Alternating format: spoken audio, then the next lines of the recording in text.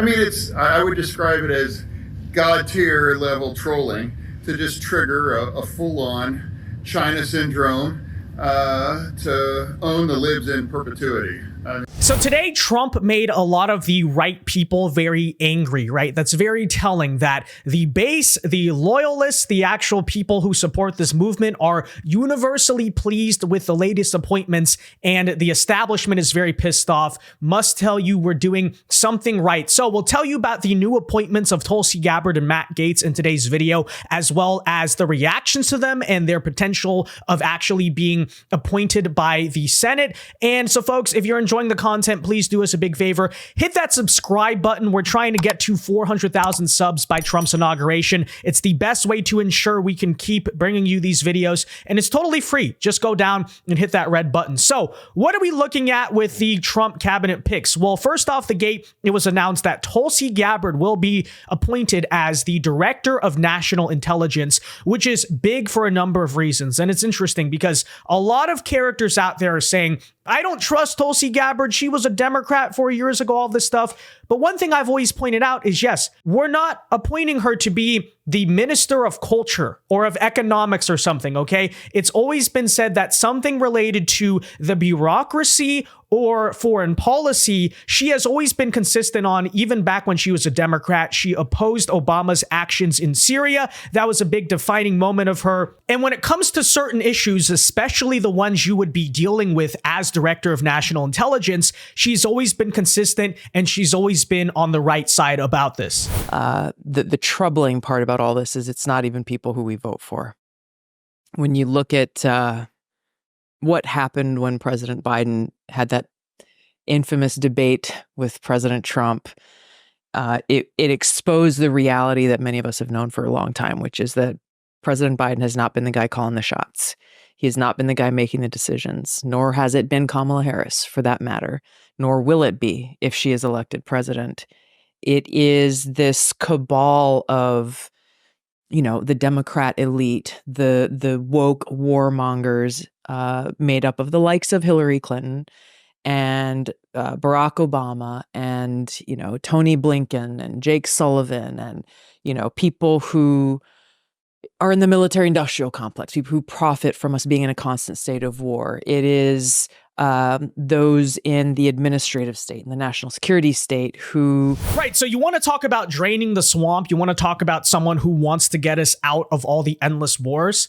Picking some Beltway Republican who, but they supported Trump for longer than Tulsi Gabbard did, not the right answer, okay? Tulsi, I think, is a great pick for this position. And the big thing is it balances out the hawkishness of Mike Waltz, who was picked as a national security advisor for Trump, because that way we actually have someone America first sort of in that foreign policy, intelligence, you know, administrative state intelligence, all that stuff world. And that is frankly extremely important. So that's why I'm very pleased here with that pick for Tulsi Gabbard. We'll talk more about it probably on tomorrow night's stream, so be sure to join us around 9 p.m. Eastern time. But secondly, we have the pick, and this arguably has been the more controversial one, of Matt Gaetz as Attorney General. And that's pretty out of left field. Like, even I was not expecting that, okay? But that is fully doubling down on the base. You're going to pick the strongest MAGA warrior you possibly can for the position. Look, I'm all here for it. I'm all here for it. So people can say what they want, but I think when you take a look at the mainstream media and Democrat establishment reaction to both of these picks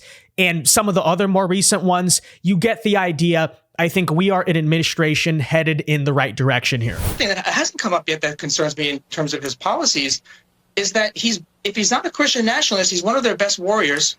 I mean, he sees the military at this point as a flaming sword for Christ.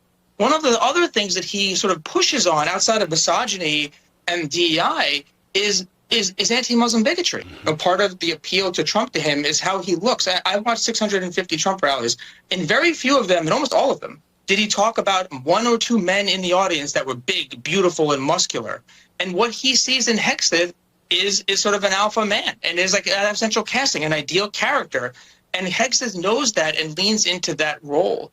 And so a part of what he's going to be designed to do is to sell what Trump's vision, what Trump is doing to the very audience that just elected Trump, that's hopped up on the Russian misinformation and other misinformation that they are sort of being pickled in there, and he's going to be their sort of public figure for that. So that, to me, is the times that he could actually be, on the surface, a very effective sort of vanguard for the scariest of Trump's policies. So when Kamala... Pete Hegseth, Tulsi Gabbard, Matt Gaetz apparently are going to be effective vanguards for the scariest of Trump's policies. What does that mean? It means the petty, pointless, politically weaponized indictments are going to end. It means the people from a certain day in history a couple of years ago may actually be getting certain pardons and their cases tossed out.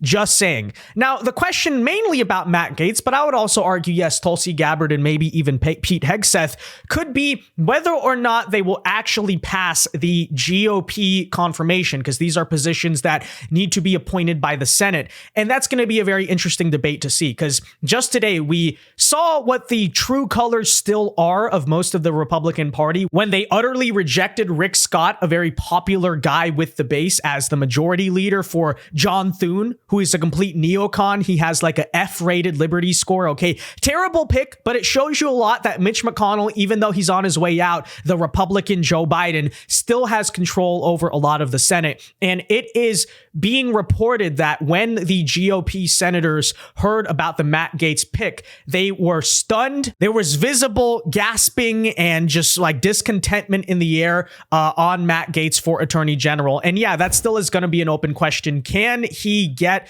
past the 51 threshold needed to actually be appointed, considering that this is, again, the same Senate GOP that just nominated John Thune? That's an open question. Okay, so we'll see what happens on this front. Part of me says, screw it, pick Matt Gaetz as the AG, because that's retribution for the GOP utterly betraying us with this John Thune pick. I say, like, screw them. But ultimately, yeah, we do still need our votes. But apparently the option that the Trump team is currently weighing to get Gaetz, Tulsi, and all of the more quote unquote controversial picks through the Senate is to use a recess appointment, which would make it much easier for him to get confirmed. And apparently this is something that Representative Thomas Massie said is most likely coming, and in his own words, he's the Attorney General. Suck it up. You think he'll get confirmed by the Senate? Doesn't need to. Recess. He's the Attorney General. Suck it up. So ultimately, we'll see what happens here. I'm still very curious to find out whether or not Gaetz especially will be confirmed by the Republican Senate. I have no idea. Now, part of me says, well, they better, right? Because Donald Trump was just elected by a mandate. Like, he is allowed to do what he wants, and his own party are the ones controlling the Senate. How hard can this possibly be? Okay? You're going to stand there after Trump just delivered our party, and by the way, it was not a Republican wave, it was a Trump wave, to victory, and say, no, I know better than you. We're not accepting your cabinet picks. Mitch McConnell is still in charge of this party. I say, screw you guys, okay? So that's the other thing to consider. Even if the establishment senators in the GOP are not happy about some of these cabinet picks, do they believe the political capital exists for them to oppose it and not lose re-election in a primary? We've already had Susan Collins and I believe one other GOP senator say that they were not going to be voting for this, which is understandable, but that still gets you at 51, right? So the question is, will the other kind of more normal mainstream Republican senators just kind of put their heads down and vote yes for Trump, or will they oppose it? Or will Trump use the recess loophole to make it a lot easier? We'll have to see. Okay, we'll have to see. But ultimately, guys, very happy with today's cabinet picks. Some of the ones I saw so far on the foreign policy front, like Waltz, I was kind of about. Rubio is okay. You know, I don't despise the pick. It's not the ideal one either. It's just whatever. But Tulsi with national intelligence, that's going to be big. Ratcliffe seems pretty solid from everything I've seen so far. And Gaetz as Attorney General, that's just hilarious, but also very good because we need to end the weaponization of the Justice Department. We need to clear out the administrative rot that is going on in it. And you need someone actually serious to do it. Was I expecting it to be Matt Gaetz? No, but I think he'll do the job well. And you look here, for instance, at the reactions from Cenk Uygur. He says Trump is going on a vengeance tour with these appointments. A vengeance tour. Very interesting. This is not just throwing out the establishment. It's bringing in some of the most unhinged characters. But if all he has is vengeance, he'll lose America soon. First of all, you haven't really given him the chance to govern yet. Why don't you see how these picks actually do? But secondly, Cenk, I thought you're about tearing down the establishment. Isn't that what your whole show is? Oh, we're going to stop the establishment. We're going to bring populist power back to the people. But then when someone actually has the guts to do it and choose political outsiders, no, not like that.